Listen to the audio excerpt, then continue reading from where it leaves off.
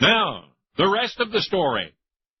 In 805 A.D., the Emperor Charlemagne gave a small amount of land to a handful of Pyrenees mountaineers. It was a gift of thanks in return for their assistance to his armies in fighting the Moors. Well, that land became a republic, and it's still a republic today. It's called Andorra. Andorra's near 1,200-year history has been a peaceful one for the most part.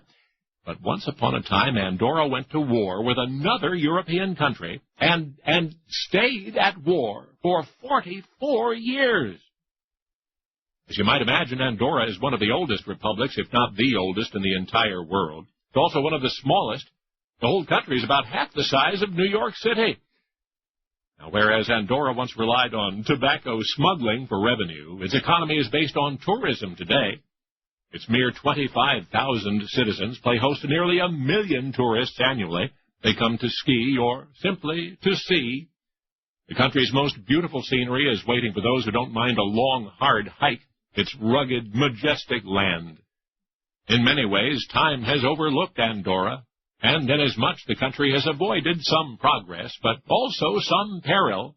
The diseases of poverty and crime which rack the rest of the West are virtually non-existent. Of course, Andorra's domestic tranquility reflects its generally peaceful relationship with the world at large. But that little land is strong for national defense. Every man who owns a gun is required to serve in the army. War. It's a word Andorra would like to ignore. As you now know, students of Andorran history recall one belligerency which lasted 44 years. It all started in 1914. That's right, for 44 years, between 1914 and 1958, Andorra was at war.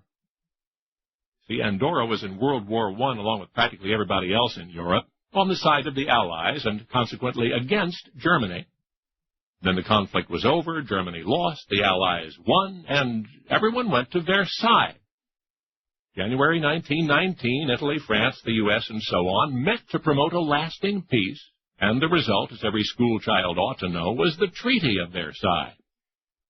But Andorra did not participate in that historic peace conference. They didn't participate because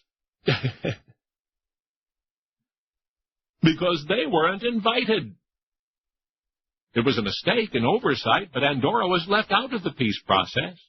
And so, perhaps quite naturally, Andorra remained at war with Germany.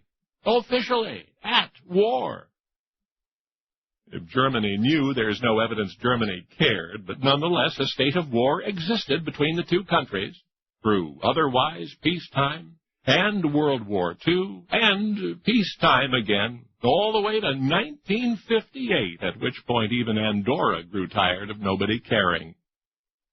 But that arguably insignificant nation did something I dare any modern nation to emulate. I mean, what's Iraq going to cost the United States? Hundreds of billions? Whereas Andorra maintained its hostilities against big bad Germany for 4 decades plus on an annual defense budget of $5. Now, you know the rest of the story.